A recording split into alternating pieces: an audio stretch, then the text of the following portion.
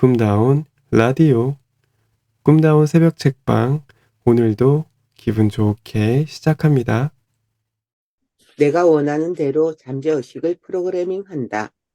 나의 현실은 내가 컨트롤해야 한다. 나의 현실은 계속 반복해서 듣는 말, 나 스스로 하는 말, 그리고 다른 사람이 공조하는 말에 의해 컨트롤된다. 그렇다면 나에게 도움되는 말을 반복해서 듣고 또 말하기만 하면 된다. 자기 자신에게 체면을 거는 것이다. 자기 체면을 걸면 불안한 마음이 사라지면서 자연스럽게 목표를 향해 나아갈 수 있게 된다. 자기 체면이란 내 잠재의식을 내가 프로그래밍하는 방법이다. 다른 사람에 의해 만들어진 기억 회로를 일단 차단시킨 후 자기 자신에게 유리하도록 재구축하는 것이다.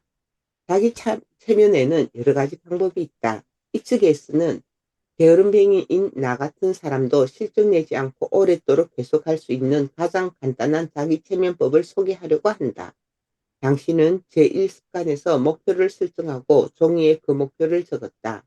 종이에 적고 그 종이를 금고에 넣어두는 것도 어느 정도 효과는 있다. 하지만 그보다 더 확실한 방법이 있다. 바로 반복하는 것이다. 가능하다면 현재 의식의 장애물을 약화시킨 다음 반복하는 것이 좋다. 현재 의식은 잘 모르는 것에 대해 저항해서 새로운 일을 시작하려고 하면 불가능의 방어벽을 쌓기 때문이다. 따라서 현재 의식이 개업하지 않을 때를 기다렸다가 잠재 의식을 프로그래밍해야 한다. 그때가 언제일까?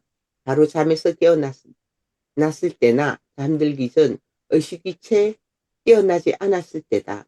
프로그래밍 작업은 아주 간단하다. 밤에 잠들기 전에 목표를 적은 종이를 편안한 마음으로 읽어본다. 소리 내지 않고 마음속으로 읽어도 상관없다. 그리고 아침에 일어나 다시 한 번 더 읽는다. 이것만 하면 된다. 좀 더 정교하게 기술적으로 하는 다른 방법도 많다.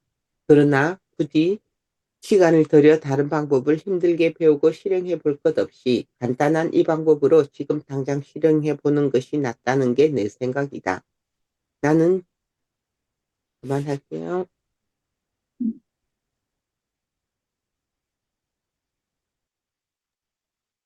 나는 종이에 적은 목표를 읽는 것만으로 무슨 일이든 잘 풀렸다. 단지 이 방법 하나만 사용했다. 내가 특별한 것 아니냐고 말하고 싶은 기분도 이해한다. 몇 년 전까지 나 역시 당신과 같은 입장이었으니까. 그러나 이는 단지 뇌 속에서 일어나는 화학 반응일 뿐이다. 뇌의 화학 반응이 당신과 내가 다르다고 생각하기는 어렵다. 잠재의식에 프로그래밍을 하는 이 방법은 다른 책들에서도 소개된 것처럼 이미 몇 세기 전부터 사용해온 것이다. 성공한 사람들 사이에서는 너무 당연하다고 여기는 방법이다. 다만 잠재의식이라고 하면 보통 이상한 데 빠진 게 아니냐고 의심하게 된다. 이는 부정적으로 해석하는 매체들도 있다. 그러다 보니 성공한 사람들은 이 방법을 공공연하게 드러내지 않는다. 남몰래 조용히 실행하고 있을 뿐이다. 내가 나의 잠재의식을 효과적으로 이용하기 시작하는 계기는 잘 다니던 회사에서 정리해고를 당한 뒤부터다.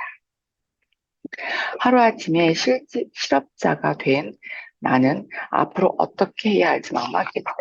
우선 서점에 들렀는데 나도 모르게 빨려들듯 머피의 성공 법칙이라는 책을 읽게 되었다. 잠재의식을 이용하는 방법에 관한 내용의 책이었다. 책을 보면서 나는 깜짝 놀랐다. 그제야 내가 왜 정리해고를 당했는지 알게 되었다. 내가 정리해고를 해고 대상자가 된 것은 당연한 일이었다. 평소에 나는 정리해고를 한다면 내가 제일 먼저 대상자가 되지 않을까라는 말을 입에 달고 살았다. 나는 스스로에게 정리해고를 당하리라 최면을 걸고 있었던 것이다. 그 말이 그대로 현실이 되었을 뿐이다.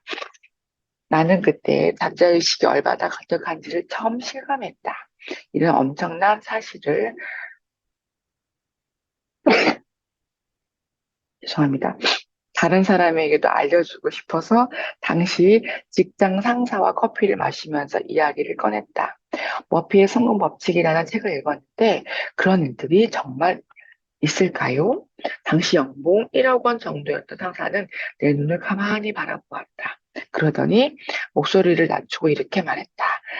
가네 씨, 그건 실제로 있는 일이에요. 내 경험으로 연수입 2억 원이 넘는 사람들은 거의 대부분 잠재의식을 의도적으로 활용하고 있다. 대놓고 말하지 않을 뿐이다.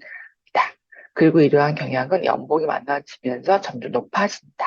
종이에 적은 목표를 읽고 좀 더 쉽게 잠재의식에 프로그래밍 할 수 있는 두 가지 힌트를 알려주겠다.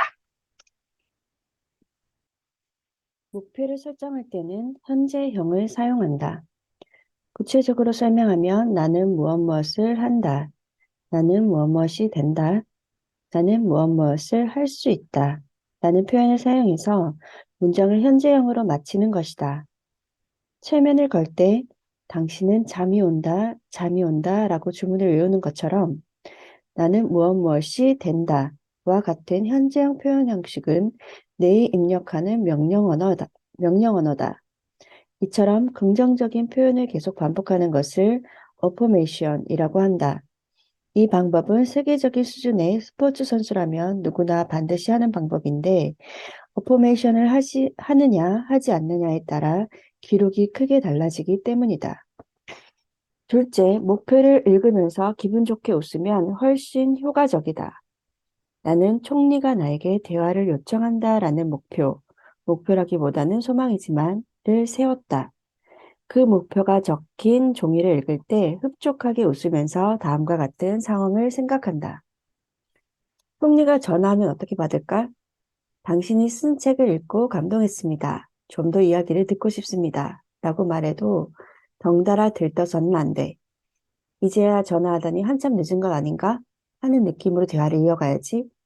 그리고 타이밍을 봐서 총리께서 직접 오시겠다면 시간을 내보도록 하지요. 라고 아무렇지도 않은 듯이 말해야지. 실제로 기분 좋게 웃으면 시야가 넓어진다. 그러면 우뇌가 활성화되어 잠재의식의 명령 언어를 입력하기가 더 수월해진다. 기분 좋게 웃으면서 상상하는 것을 시각화라고 한다. 어포메이션이나 시각화 같은 용어가 낯설지도 모르겠다. 그래서 누구나 쉽게 해볼 수 있도록 제안하는 가장 간단한 방법이 바로 아침 저녁으로 종이에 적은 목표를 읽으면서 기분 좋게 웃는 것이다. 하루 10분이면 충분하다. 머리를 쓸 필요도 없다. 이런 간단한 방법으로 당신이 원하는 목표가 실현된다는데도 하지 않을 건가? 연수입을 10배로 늘리는 열쇠.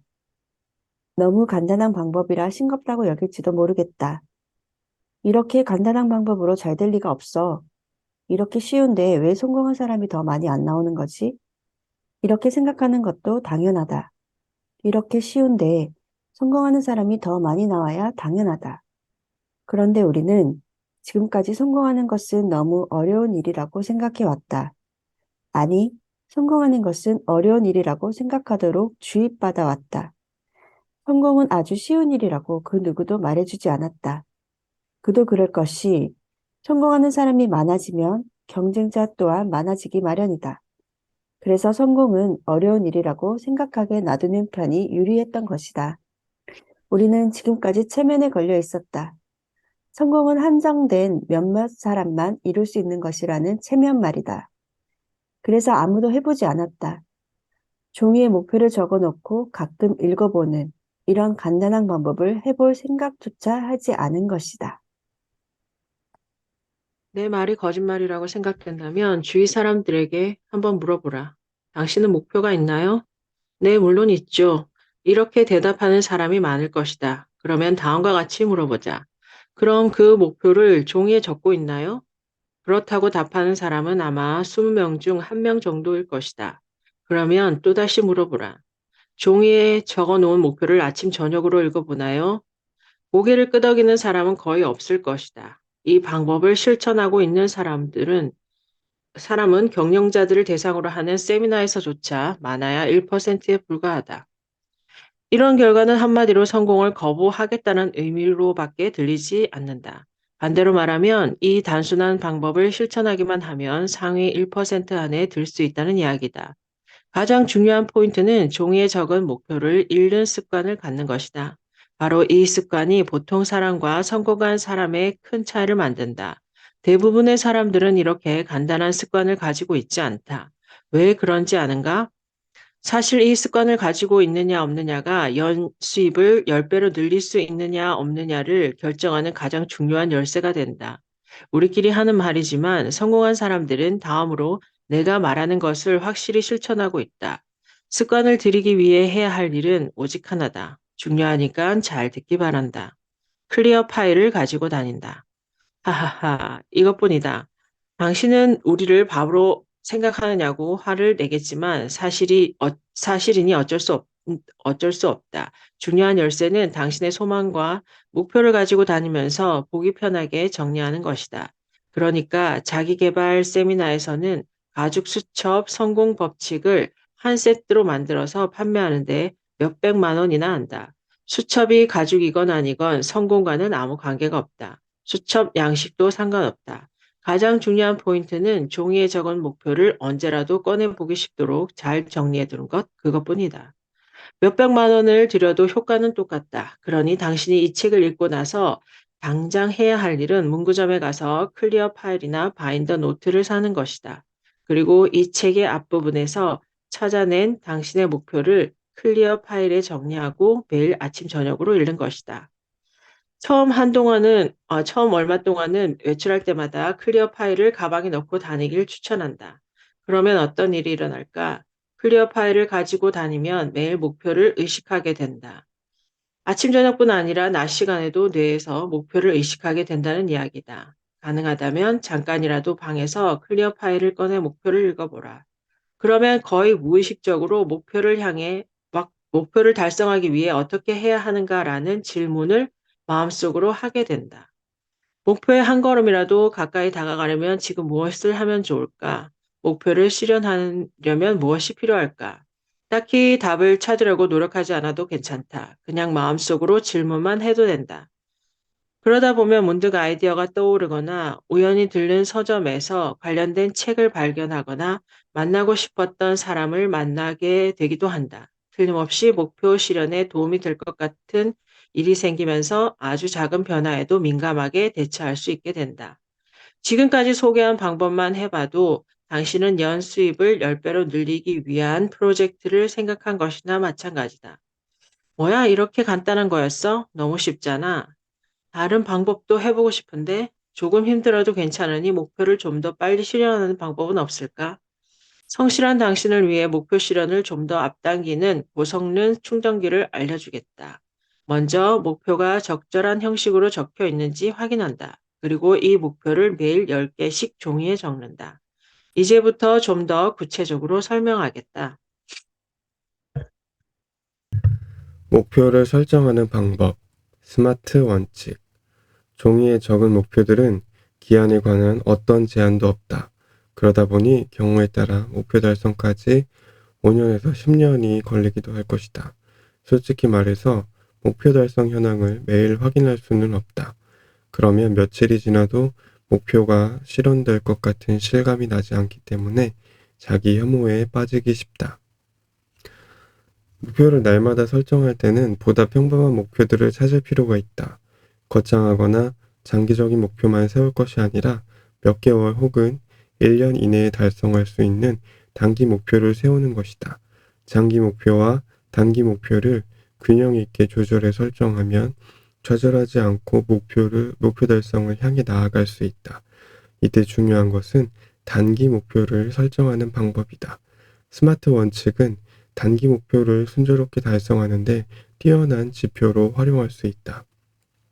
스마트는 다음 단어들의 머리 글자를 나타낸다. S. specific, 구체적이다. M. measurable, 예측 가능하다. A. agreed upon, 동의하다. R. realistic, 현실적이다. T. timely, 기일이 명확하다. 예를 들어 당신이 풍요로워지고 싶다고 하자. 그러나 풍요로워진다는 목표는 추상적이다. 풍요로워진다는 목표를 스마트 원칙을 이용해 다시 써보면 다음과 같다. 구체적이다. 연수입을 늘린다. 예측 가능하다. 1억 원. 동의하다. 확실히 이 정도의 연수입은 필요하다. 현실적이다. 이 정도는 달성 가능한 수치다. 기일이 명확하다. 내년 4월 30일까지. 다시 한번 정리해보자. 변경 전 풍요로워진다. 변경 후 내년 4월 30일까지 연수입 1억 원을 달성한다. 이 원칙에 입각해 세우지 않은 목표는 도중에 좌절되기 쉽다. 예를 들면 당신의 연수입이 5천만 원이라고 하자. 그런데 벼랑간 연수입 10억 원이라는 목표를 세운다. 장기 목표라면 상관없다. 다만 1년에 5천만 원 버는 사람이 1년 내에 연수입 10억 원을 달성했다는 것은 말이 안 되는 소리다. 비슷한 예로 운영하는 점포가 몇 개뿐인 회사의 사장이 올해 목표는 점포 2,523개라고 숫자로 발표해버리면 그 목표를 달성하지 못할 경우 회사 전체가 실망하고 좌절하게 된다. 이처럼 비현실적인 숫자를 목표로 선언하면 아무리 노력해도 목표를 달성할 수 없기 때문에 목표를 향해 나아가는 과정에서 어떤 재미와 즐거움도 느끼지 못한다. 그러면 역효과만 날 뿐이다. 목표 달성을 잘 해내는 사람은 일단 목표가 달성되면 종이에 적은 목표 옆에 도장을 찍고 완료를 선언하거나 자축하는 습관이 있다. 내 친구이자 감성 마케팅 개발자인 고사카 유지 선생은 일이 마무리되면 좋아하는 술을 개봉해 자신에게 조촐한 포상을 한다. 그러면 술 즐겁다가 아니라 목표를 향한 전진 즐겁다로 뇌가 착각하게 되어 시상하부에서 갑상선 호르몬이라는 자극 호르몬을 분비한다. 결국 술은 즐겁다에서 목표를 향한 전진은 즐겁다. 그럼 자극 호르몬 분비, 목표를 향한 전진은 더욱 즐겁다라는 선순환으로 이어지게 된다. 한마디로 뇌를 파블로프의 개의 상태가 되도록 길들이는 것이다.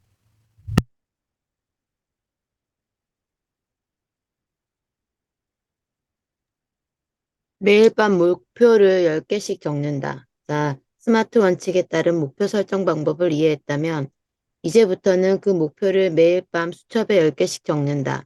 이 작업을 통해 우리는 목표를 보다 확실하게 달성하고 기간도 단축할 수 있다. 유명 컨설턴트 브라이언 트레이시로부터 힌트를 얻은 방법이다. 이 또한 아주 간단하면서도 실제로 해보면 상당한 효과가 있어서 나도 최근 3년 동안 이 방법을 사용했다. 달성하고 싶은 목표를 매일 그냥 생각나는 대로 적는다. 목표가 날마다 달라져도 상관없다. 목표가 10개 이상이 되는 사람은 더 써도 되지만 시간을 너무 빼앗기면 안 되니 10개가 적당할 것이다. 10개를 다 적은 후엔 가장 중요한 목표 하나의 동그라미를 표시한다. 중요한 목표랑 그 목표가 실현되면 나머지 다른 목표들도 모두 실현되는 목표를 말한다. 만약 연수입 1억 원 달성이라는 목표를 세웠다고 하자. 그 외에 새 차를 구입한다, 연간 매출 1위를 달성한다라는 목표도 있다고 하자. 이 경우 가장 중요한 목표는 무엇일까? 그렇다. 연간 매출 1위를 달성한다이다. 연간 매출 1위를 달성하면 연수입 1억 원이 가능해지고 새 차를 구입한다는 목표도 동시에 달성할 수 있기 때문이다. 이처럼 목표의 우선순위를 정하면 자신의 에너지를 가장 중요한 목표에 집중할 수 있게 된다. 자신의 에너지를 집중적으로 써야 할 단 하나의 목표에 한 걸음이라도 더 가까이 다가가려면 오늘 무엇을 해야 할까? 아무리 사소한 행동이라도 상관없다. 무엇이든 할 수 있는 일을 적는다. 정말 중요한 이야기이니 한 번 더 강조하겠다. 아무리 사소한 행동이라도 상관없다. 무엇이든 내가 할 수 있는 일을 적어본다. 나를 포함한 대부분의 사람들이 그렇듯이 처음 한 걸음을 내딛는데 시간이 제법 걸린다.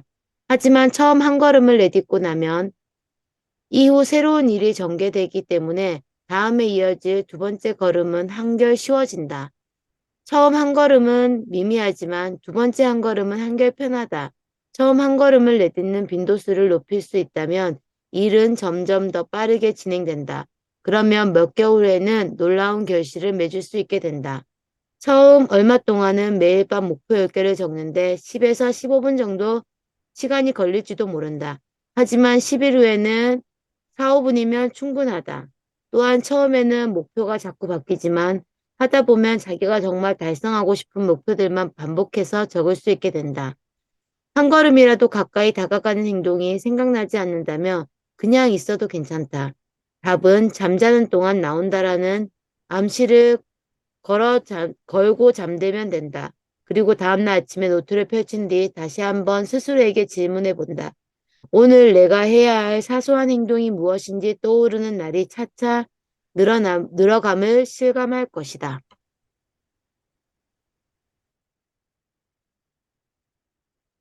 제3습관, 내가 바라는 직함을 만든다.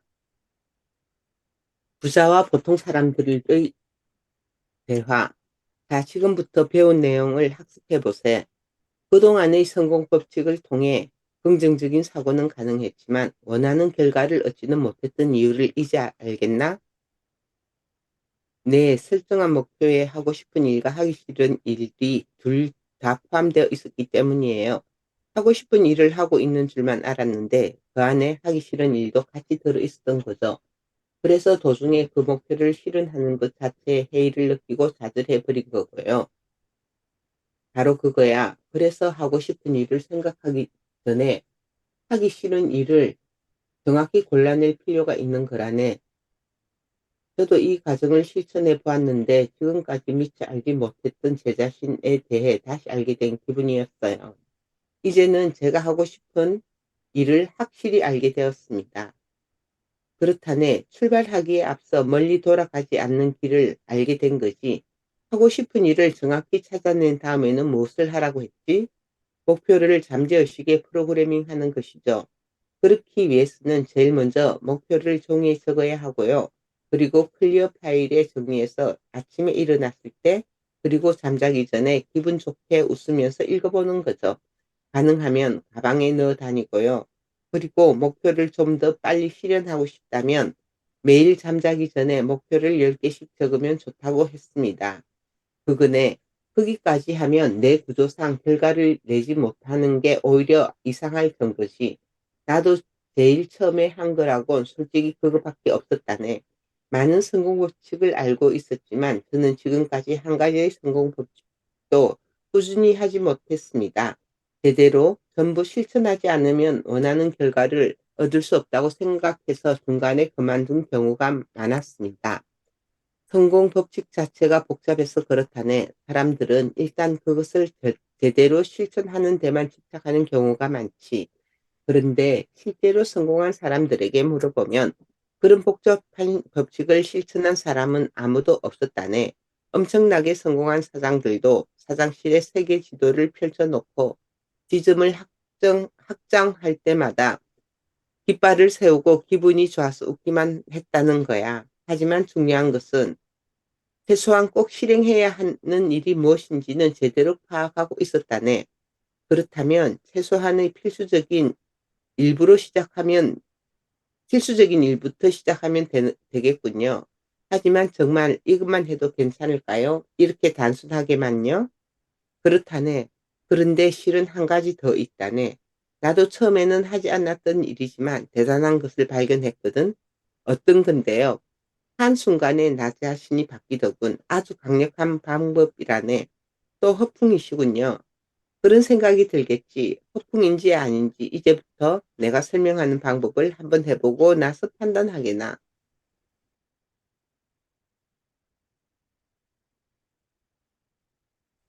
왜 기존의 법칙은 통하지 않을까? 그러면 이제 내가 한순간에 바뀐 방법을 가르쳐 주겠다. 제1습관에서 마음의 진짜 상태를 제거하고 목표를 명확히 했다. 제2습관에서는 자기 최면 테크닉을 활용해 그 목표를 잠재의식에 프로그래밍했다.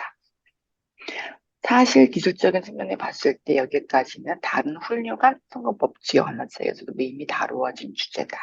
그런데 잘 생각해 보면 아무리 훌륭한 성공 법칙을 배워도 잘 풀리지 않는 사람이 있고 단기간에 좀처럼 성과를 내지 못한 사람도 많다.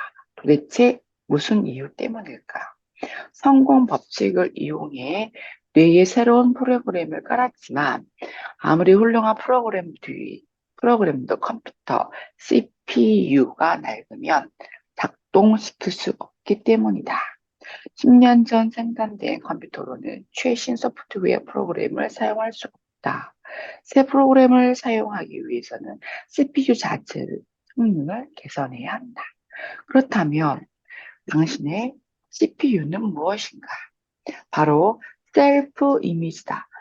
내가 생각하는 나 말이다. 셀프 이미지가 과거 그대로라면 아무리 훌륭한 목표를 세워도 실행할 수가 없다. 간단히 말하겠다. 자기 스스로 평범한 사람이라는 이미지를 가지고 있는 한 당신은 성공할 수 없다. 아무리 훌륭한 성공 법칙을 배워도 자기 자신을 평범하다고 생각한다면 성공할 조짐이 보여도 알아차리지 못한다. 결실을 얻기 시작해도 단순한 우연으로 생각하고 만다.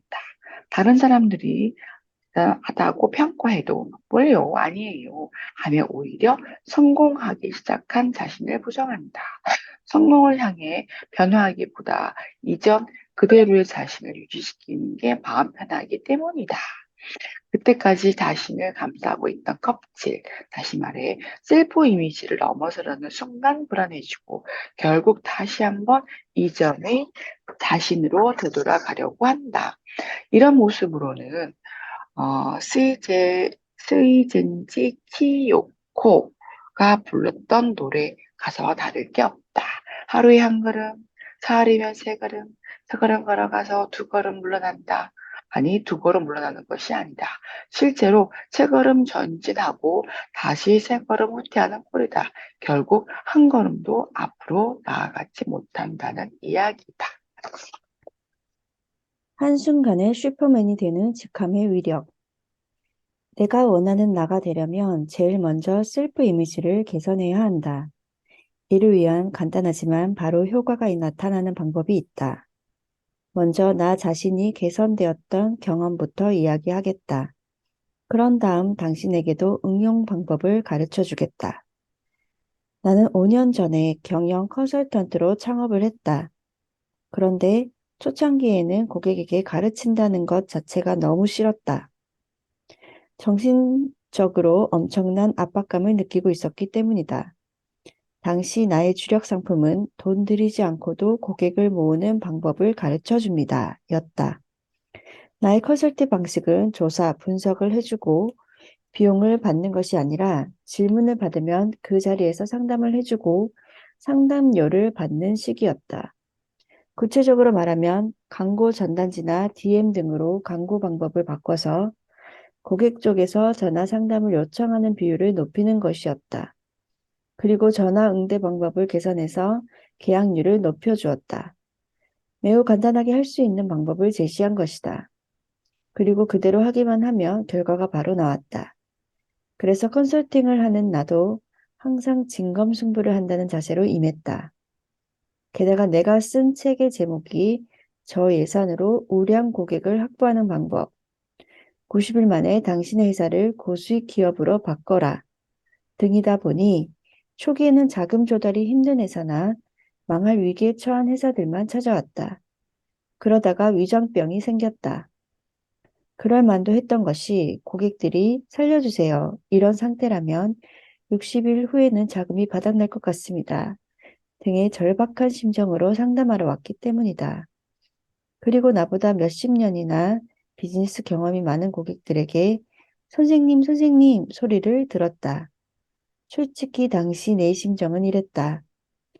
나는 선생이 아니에요. 고객을 확보하는 방법은 가르쳐 줄 수 있지만 망하기 직전에 와서 나에게 살려달라고 하면 곤란하다고요. 나는 정신적으로도 너무 지쳐 있었다. 세미나 중간에 휴식 시간이 되면 곧장 대기실로 도망갔다. 점심 식사 시간에도 가능한 한 질문을 받지 않으려고 강사실에 숨어 있기도 했다. 괴로웠다. 이런 나 자신을 납득할 수가 없었다. 이래서는 안 되겠다 싶어서 나에게 도움이 되는 체면을 걸어보기로 했다. 자, 어떻게 체면을 걸 것인가? 나는 내 마음속에서 직함을 바꿨다.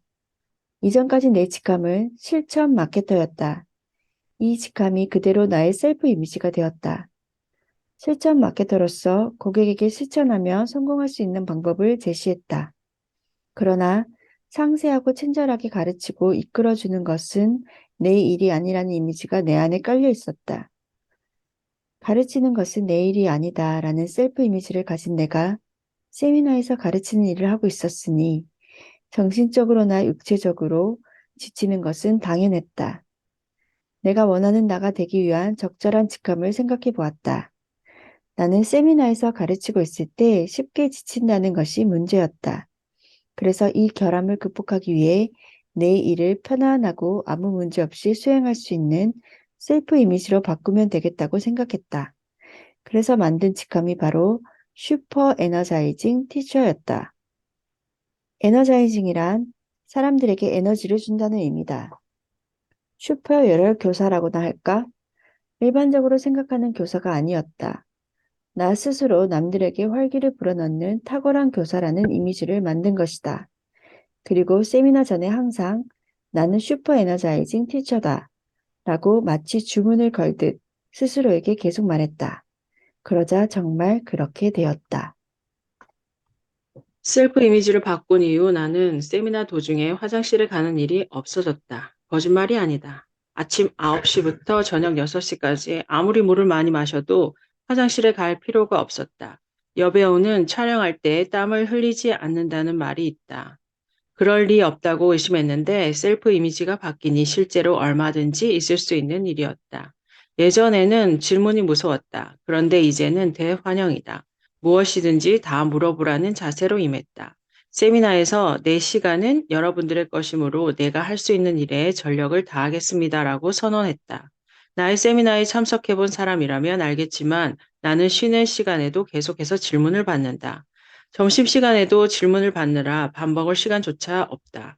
세미나가 끝난 후에도 받을 수 있는 데까지 질문을 받은 후에 저녁 회식 모임에 참석한다. 그리고 거기에서도 3시간은 떠든다. 누군가는 그래도 괜찮냐고 걱정할 것이다. 말해두지만 나도 평범한 인간이다. 오히려 체력이 좋은 편도 아니다. 그런데 셀프 이미지를 바꿨더니 자꾸 힘이 솟았다. 전혀 피로하지 않다고 하면 거짓말일 것이다. 하지만 피곤한 정도가 다르다. 말하자면 상쾌한 피로다. 이런 경험을 토대로 나는 또 다른 성취를 위해 직함을 되도록 많이 만들었다. 그 덕분에 나의 결점을 힘들이지 않고 극복할 수 있었다. 그리고 단번에 내가 원하는 내가 될 수 있었다. 그렇게 내 멋대로면서도 나에게 잘 맞는 직함을 여러 개 만들었다. 예를 들면 슈퍼 프롤라이픽 라이터라는 직함이 있는데 문장을 마구 써대는 슈퍼 다작가라는 이미지다. 슈퍼 러빙 father은 사랑을 주는 아버지라는 의미로 가정적인 셀프 이미지를 갖는 직함이다. 직함을 만들 때 핵심 포인트는 슈퍼 땡땡땡이라는 식으로 자신의 결점에 휘둘리지 않는 인물상을 표현하는 것이다. 다시 말해 슈퍼맨의 강한 면모를 빌려와서 만들라는 의미다. 참고로 울트라 땡땡땡도 좋고 더 근사하게 만들고 싶다면 땡땡땡 전문가 익스펙터 땡땡땡 마스터라고 해도 괜찮다. 굳이 영어가 아니라도 상관없다. 정확한 영어가 아니어도 괜찮다. 이 직함은 대외적으로 드러낼 필요도 남에게 보일 필요도 없기 때문이다. 오직 자기 자신만을 위해 만든 직함이다. 직함을 만든 뒤에 새로 만든 직함을 종이에 적어두고 매일 아침 저녁으로 바라보면 된다. 할 일은 그것뿐이다. 더 철저하게 하고 싶다면 처음 얼마 동안은 걸어 다닐 때 나는 슈퍼 땡땡땡이라고 중얼거리는 것도 좋다. 다른 방법은 필요 없다. 이것만으로도 당신은 변할 수 있다. 연수입을 10배로 늘리기 위한 셀프 이미지. 셀프 이미지는 당신이 생각하는 이상으로 영향력이 대단하다. 같은 조언을 해주어도 단기간에 결실을 맺는 경영자와 아무리 해도 결실을 맺지 못하는 경영자가 있다고 하자. 왜 그런 차이가 생기는지 근본 원인을 찾아보면 셀프 이미지 차이 때문이라는 것을 알게 된다. 셀프 이미지를 바꾸지 않은 상태에서는 내가 과연 할 수 있을까 하는 불안감이 앞서서 새로운 어떤 일도 시작할 수 없다.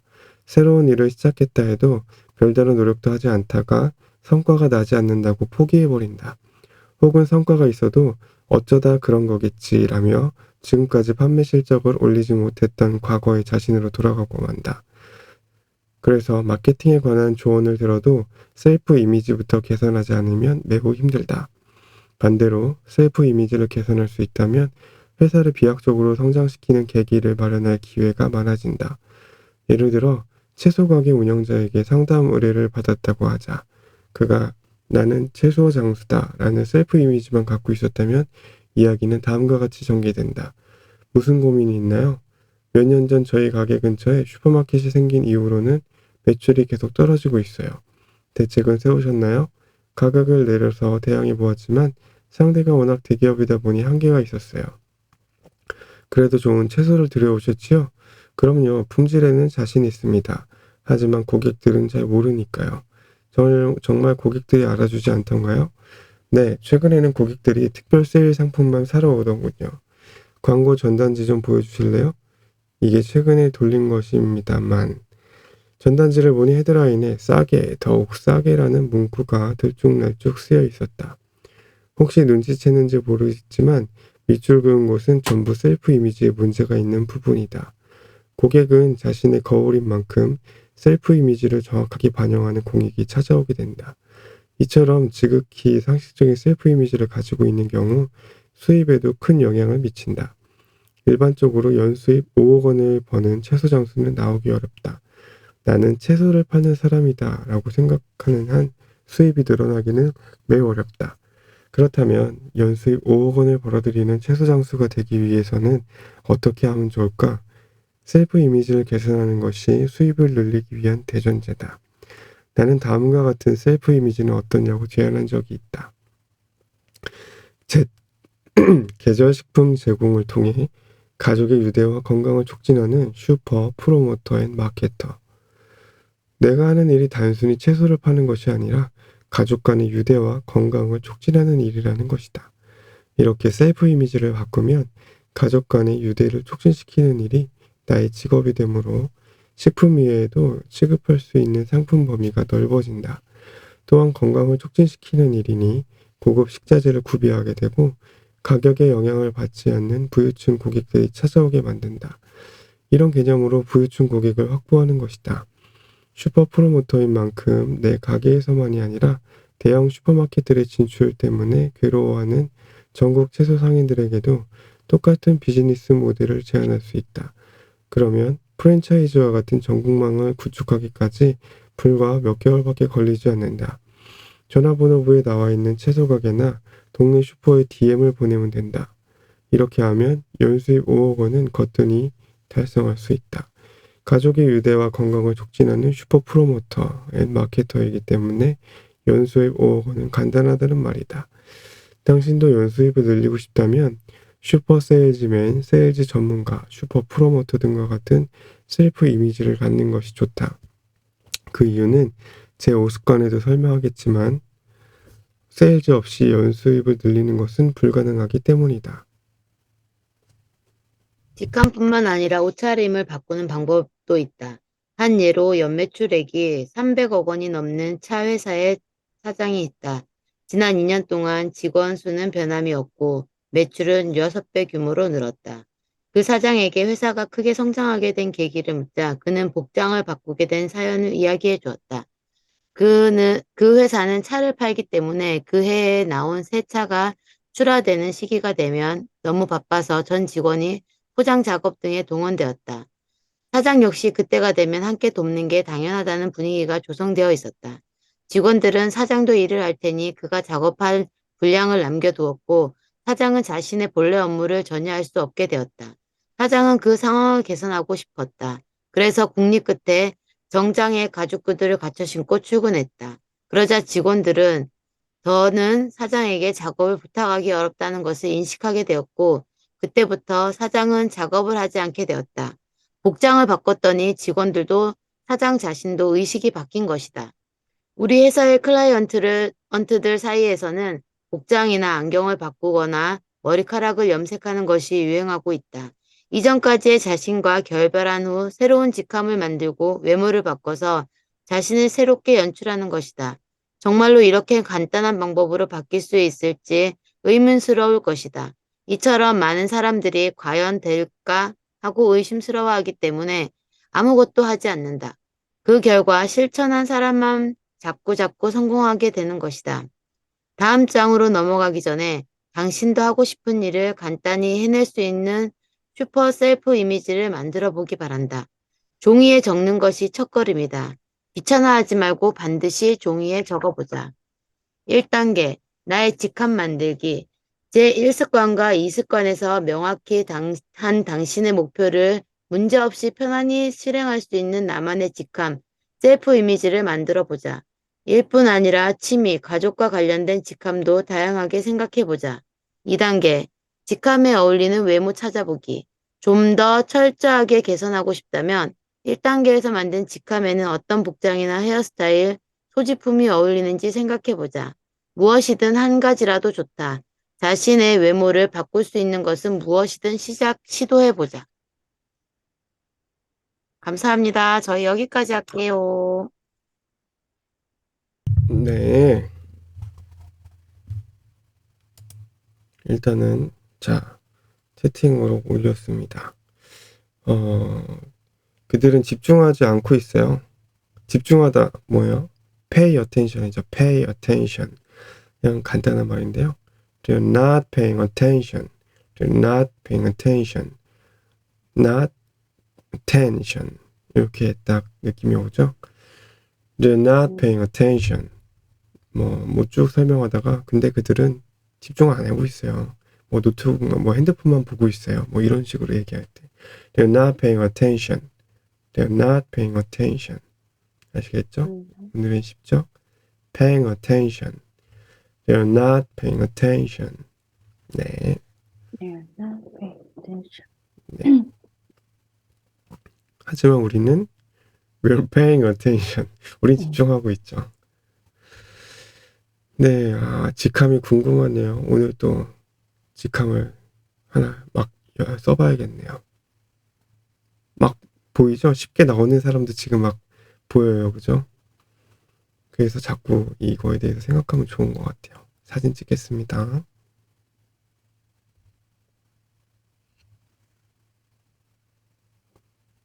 네. 우주에서 나타나신 은혜님, 저 갑니다. 하나, 둘, 셋. 네. 감사합니다. 수고하셨습니다. 수고하셨습니다. 좋은 하루 되세요. 수고하셨습니다. 네, 감사합니다.